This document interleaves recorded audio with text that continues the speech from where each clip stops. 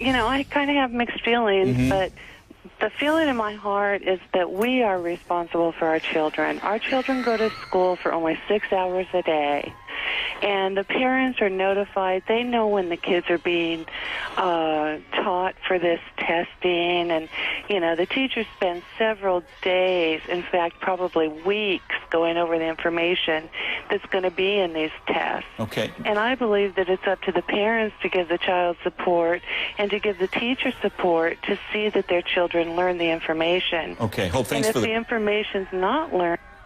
Okay, Hope, let me get Steve in on that, because, Steve, that's one of the arguments against.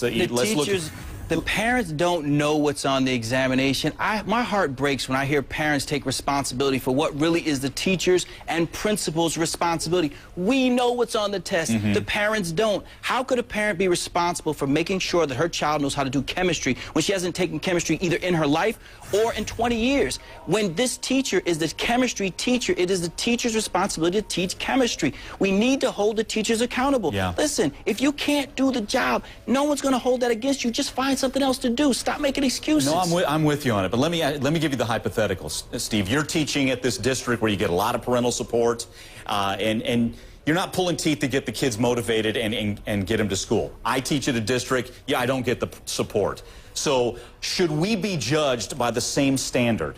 And that's a great question, and here's the answer. Every single one of those children are applying to the same colleges.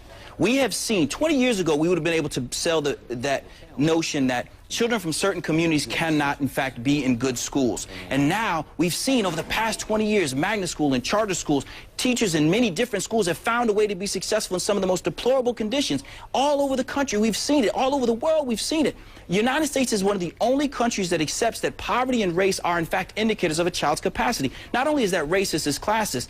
Places like Finland and other industrialized nations that beat us in every single indicator have found a way to overcome the issues of poverty. Okay. Why is it that we keep making excuses? Let me get Maria back in.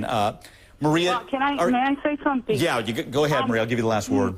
The problem I have with what he's saying is, like, for example, you are a chemistry teacher, and you are teaching, your lesson, and you assign homework, and the child has to study, and they have responsibilities. If the child chooses not to study, if the child chooses not to do well on his test, that is not under our control. You see what I'm saying?